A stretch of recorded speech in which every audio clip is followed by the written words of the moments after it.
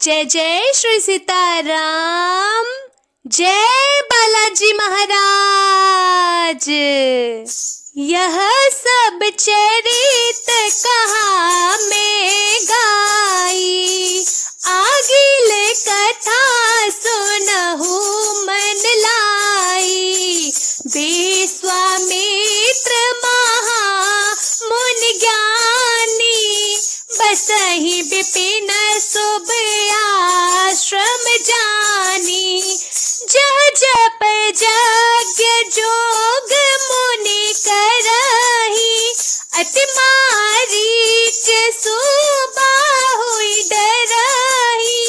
देखत यज्ञ निशाचर धावहि, करहि उपद्रव मुनि दुख पावहि। गादि तनया मन चिंता व्यापी, हरि बिनु मरहि न निश्चर पापी। तब मुनि बर मन कीन विचारा, प्रभु अवतरे हरन महि भारा। एहु मिस देखो पद जाई, कर बिनती आनो दो भाई। ज्ञान विराग सकल गुण अयना, सो प्रभु में देखब भरि नयना। अर्थात यह सब चरित्र मैंने गाकर बखान कर कहा। अब आगे की कथा मन लगाकर सुनो। ज्ञानी महामुनि विश्वामित्र जी वन में शुभ आश्रम पवित्र स्थान जानकर बसते थे। वहाँ वे मुनि जप यज्ञ और योग करते थे, परंतु मारीच और सुबाहु से बहुत डरते थे। यज्ञ देखते ही राक्षस दौड़ पड़ते थे और उपद्रव मचाते थे, जिससे मुनि बहुत दुख पाते थे।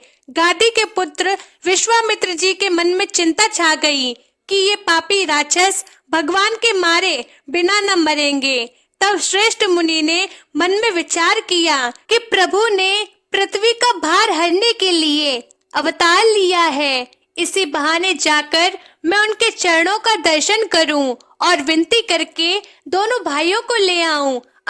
जो ज्ञान वैराग्य और सब गुणों के धाम है, उन प्रभु को मैं नेत्र भर कर देखूंगा। बहुविध करत मनोरथ, जात लागी नहीं बार। करि मर्जन सरयू जल, गए भूप दरबार। मंगल भवन अमंगलिहारी, द्रवउ सुदशरथी अजीर बिहारी। मुनि आगमन सुना जब राजा, मिलन गयऊ ले विप्र समाजा।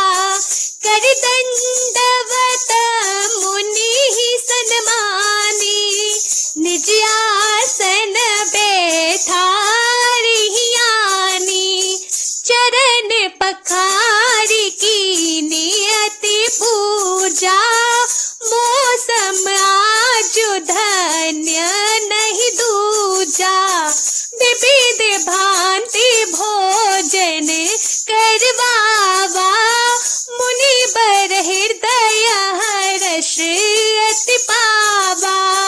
पुनि चर नहीं मिले सुते चारी, राम देखी मुनि देह बिसारी।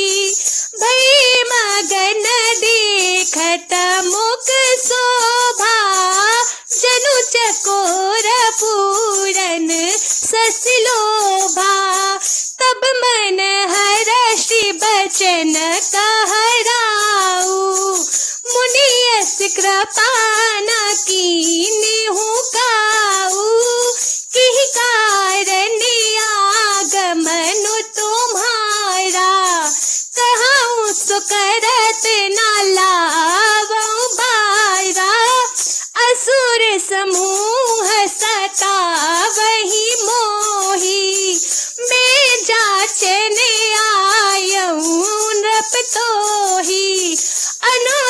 समेत देहु रघुनाथा, निशिचर बद में हो बसना था। बहुत प्रकार से मनोरथ करते हुए जाने में देर न लगी। सरयू के जल में स्नान करके वे राजा के दरवाजे पर पहुंचे। राजा ने जब मुनि का आना सुना तब वे ब्राह्मणों के समाज को साथ लेकर मिलने गए और दंडवत करके मुनि का सम्मान करते हुए उन्हें लाकर अपने आसन पर बैठाया। चरणों को धोकर बहुत पूजा की और कहा, मेरे समान धन्य आज दूसरा और कोई नहीं है। फिर अनेक प्रकार के भोजन करवाए, जिससे श्रेष्ठ मुनि ने अपने हृदय में बहुत ही हर्ष प्राप्त किया। फिर राजा ने चारों पुत्रों को मुनि के चरणों पर डाल दिया, उनसे प्रणाम कराया। श्री रामचंद्र जी को देखकर मुनि अपनी देह की सुधि भूल गए। वे श्री राम जी के मुख की शोभा देखते ही ऐसे मग्न हो गए मानो चकोर पूर्ण चंद्रमा को देखकर लुभा गया हो। तब राजा ने मन में हर्षित होकर वे वचन कहे, हे मुनि, इस प्रकार कृपा तो आपने कभी नहीं की। आज किस कारण से आपका शुभ आगमन हुआ है, कहिए, उसे पूरा करने में देर नहीं लगाऊंगा। मुनि ने कहा, हे राजन, राक्षसों के समूह मुझे बहुत सताते हैं, इसीलिए मैं तुमसे कुछ मांगने आया हूँ। छोटे भाई सहित श्री रघुनाथ जी को मुझे दो। राक्षसों के मारे जाने पर मैं सनात सुरक्षित हो जाऊंगा। देहु भूप मन हराश्रित, तजौ मोह ज्ञान, धर्म सुजस प्रभु तुम को, इह कहते कल्याण, मंगल भवनया मंगलिहारी, द्रवौ सुदशरथी अजीर बिहारी। राम सिया राम सिया राम सिया राम, सिया राम जय जय राम, सिया राम जय जय राम, सिया राम जय राम, राम सिया राम सिया राम, सिया राम सिया राम, सिया राम सिया राम, सिया राम। हे राजन, प्रसन्न मन से इनको दो, मोह और अज्ञान को छोड़ दो। हे स्वामी, इससे तुमको धर्म और सुयश की प्राप्ति होगी और इनका परम कल्याण होगा। बोलो सियावर रामचंद्र भगवान की जय, बोलो वीर हनुमान की जय।